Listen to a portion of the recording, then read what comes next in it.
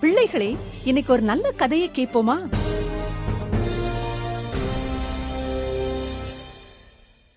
பேதுருக்கு இன்னைக்கு என்ன ஆச்சு?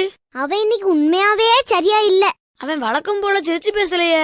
அவன் இன்னைக்கு ரொம்ப அமைதியா இருக்கான்.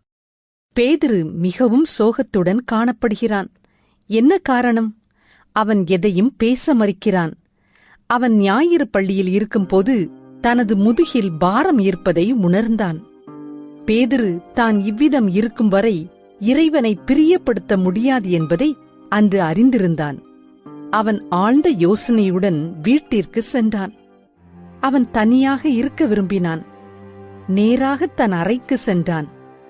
அவன் சுமந்து கொண்டிருந்த சுமைகளை சுற்றி அவனது சிந்தனைகள் சுழந்து கொண்டிருந்தது. கடையில் அவன் திருடிய பொருட்கள், மாமா வீட்டிலிருந்து ரகசியமாக எடுத்த பணம், மக்களை பிரியப்படுத்த அவன் பேசிய பொய்கள், மோசமான நகைச்சுவைகள். ஆனால் இது தொடரவில்லை. பேதுரு இப்படி நினைத்தான். இயேசு எல்லாவற்றையும் புதிதாக்குவார் என்பது வேதாகம கதைகள் மூலம் அறிந்திருந்தான். ஒரு புதிய தொடக்கத்தையே விரும்பினான். எனவே இதுவரை அவன் செய்யாத ஒரு காரியத்தை செய்தான். அவன் இறைவனை நோக்கி விண்ணப்பம் பண்ணினான்.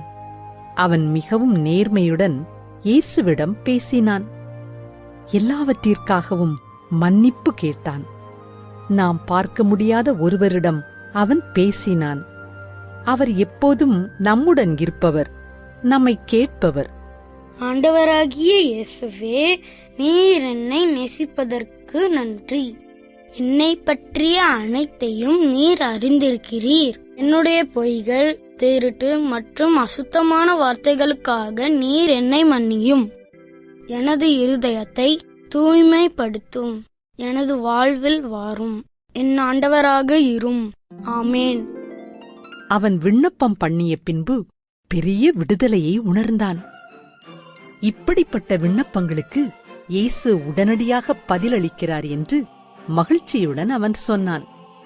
ஆண்டவராகிய இயேசுவே, நீர் என்னை மன்னித்தீர். எப்போதும் என்னுடன் இருக்கிறீர். உமக்கு நன்றி. பேதுரு மாற்றமடைந்ததை மற்றவர்கள் அறிந்தார்கள். ஒரு சிலர் அவனை கேலி செய்த போதும், அவனை புரிந்து கொள்ளாத போதும் அவன் காரணத்தை விளக்கினான். உன்னை அழுத்தும் பாரமான சுமைகள் உண்டா? உன்னுடைய சுமை என்ன என்பது எனக்கு தெரியாது. ஆனால் நீ இயேசுவிடம் எல்லாவற்றையும் கூற முடியும். பேதுரு செய்ததைப் போல நீயும் செய். குற்றங்களை மன்னித்தாரே, நோய்களை நீக்கினரே. குற்றங்களை மன்னித்தாரே, நோய்களை நீக்கினரே. படுகுழி நின்று மீட்டாரே, ஜீவனை மீட்டாரே.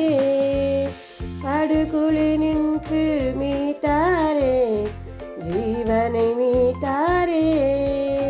என் கர்த்தர் செய்த நன்மைகளை ஒரு நாளும் மறவாதே. என் கர்த்தர் செய்த நன்மைகளை ஒரு நாளும் மறவாதே.